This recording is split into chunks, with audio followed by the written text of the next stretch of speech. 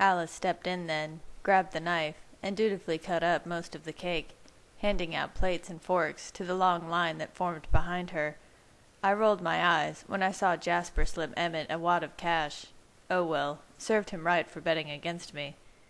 We had very little respite before Alice was pulling Bella from my side, and calling all the unmarried ladies out to an open space beside the tent. She even coaxed an unwilling Rosalie, Tanya, and Kate to join them. The three vampires drifted to the back of the crowd, but they laughed with the others when Bella threw her bouquet over her shoulder with uncanny accuracy, striking an astonished Angela in the center of her chest. The guys gathered around Ben, clapping him on the shoulder. Angela's smile was radiant. Alice stopped Bella when she tried to follow the other girls as they returned to their seats. Jasper set a chair next to her, and Emmett was by my side, dragging me out to join her. When I realized the role I was about to play, I grinned. I may not have consumed any alcohol, but the stimulant in my veins was dangerously potent all the same. Bella shot a mortified glance toward her father, who looked on with chagrin. I watched her try to shimmy the garter further down her leg, but she stopped moving as I stalked over to stand before her. My brothers and sisters stood near the edge of the crowd, laughing and giggling at the sound of Bella's racing heart and crimson cheeks. I dropped down to one knee in the grass and looked up at her through half-lidded eyes. Slowly, I reached down and lifted her satin-clad foot. I slipped her shoe off amid screams from the ladies and raucous cheers from the men. I ran my hand slowly around her foot and up her ankle. With my other hand, I shoved her skirt up to her knee, revealing one shapely calf and a pure white garter of silk and lace, adorned with seed pearls. The onlookers gasped as I lowered my lips to her skin and took the fragile fabric between my teeth. "Don't you dare rip that, Edward Cullen," Alice's thoughts scolded me. Bella's heart was beating rapidly, and her flesh trembled against my lips as I gently dragged the band down her leg and over her foot.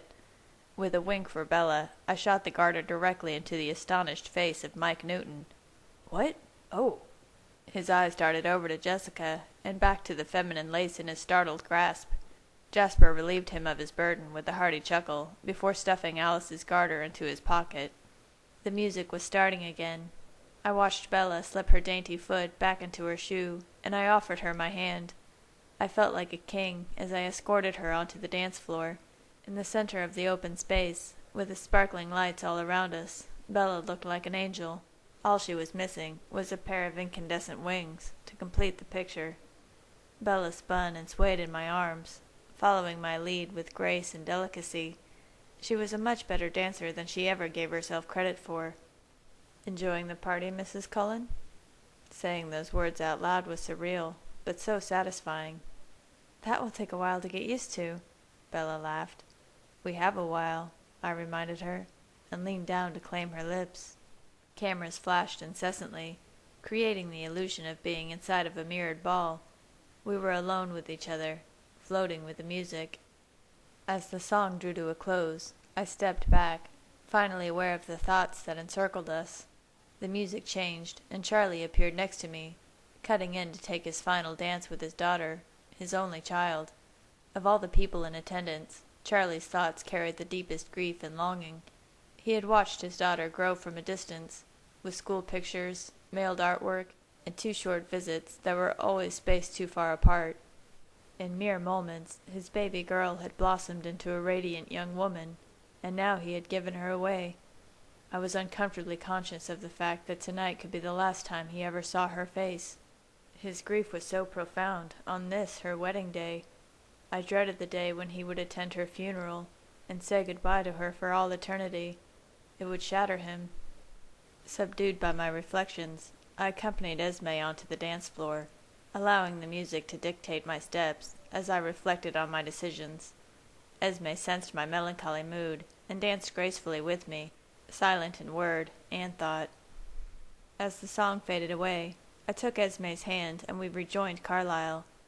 No sooner had Charlie released Bella's hand, shuffling uncomfortably in his tuxedo, when a friend of Charlie's claimed her for the next dance.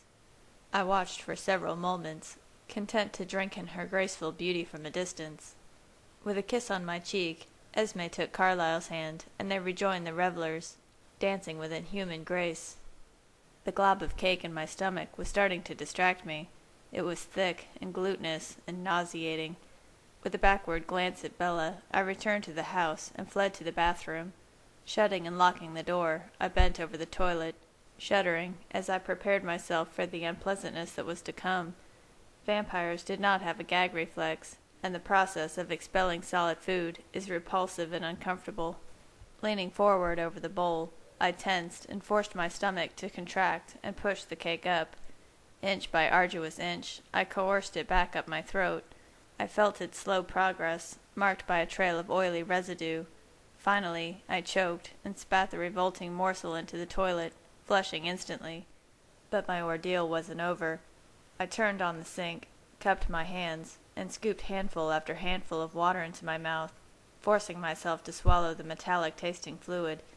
My stomach felt close to bursting, and my body was shivering with the discomfort of the water sloshing around inside me. I bent over the toilet again, expelling all the water from my mouth in a massive, wrenching geyser. As I choked out the last drop, I gasped in relief. The water had rinsed away the foul material. I almost groaned out loud when I heard the shuffle of human footsteps outside the door. Phil knocked on the door hesitantly. "Everything okay in there?" His solicitous thoughts were well-intended, but rattled my nerves.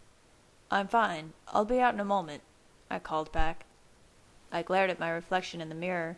My brief struggle had taken its toll on my appearance, and I took a minute to straighten my shirt and fix my bow tie. I inhaled deeply, held it for 10 seconds, and then released it in a rush. It was time to reclaim my bride. I stepped out of the bathroom, and was startled by Phil's immediate assumption when he recognized me. "Hey, kid, don't worry about a thing. We all have nerves on our wedding day. Of course, most people get sick before the ceremony, but I admire you for holding it together like you did. A lot of my teammates toss their cookies before a big game. Nothing to be ashamed of. Just keep taking deep breaths, and you'll be fine." He patted me on the shoulder reassuringly. I gave him a weak smile, unable to formulate a reply that wouldn't make things more difficult, and I fled the house as rapidly as I dared. My first reaction when I caught sight of Bella on the dance floor with Mike Newton was one of amusement, until I picked his thoughts from among the tumult in his mind. Then I was livid. "Excuse me, Mike. Somebody's looking for you inside." I took advantage of a startled pause to whirl Bella away from his despicable embrace. Bella was surprised when I smoothly edged Mike out of the way. "Still not fond of Mike, huh?" "Not when I have to listen to his thoughts. He's lucky I didn't kick him out, or worse." "Yeah, right." She blushed at my implication, but her wary tone belied her complete ignorance of her spectacular appearance. "Have you had a chance to look at yourself?" I asked suspiciously. No, I guess not. Why?" "Just as I thought." "Then I suppose you don't realize how utterly, heartbreakingly beautiful you are tonight. I'm not surprised Mike's having improper thoughts about a married woman. I'm disappointed that Alice didn't make sure you were forced to look in a mirror." "You are very biased, you know." "Biased, am I?" I questioned as I turned our bodies to face the mirror-like glass windows of the house. I pointed to the couple beneath the glow of the canopy. Bella floated with the grace of her namesake, clothed in pristine white, delicate as a lily, blooming amid the morning mist. Her eyes widened in disbelief. Her face was frozen in shocked realization as she finally drew the connection between herself and the angelic figure in the reflection. I was enjoying her revelation too much. My preoccupation was the only thing that made me pause when a familiar mental voice called my name. "Edward, Jacob is here, right now." I anticipated Bella's reaction, and my face broke into a grin. "What is it?" "A surprise wedding gift." I dragged out the surprise, enjoying the knowledge that I had succeeded in contributing even more to the perfection of this night. "Huh?" She was bewildered. She had no way of expecting him here, but her delight was going to be so sweet to behold. Her confusion now was icing on the cake.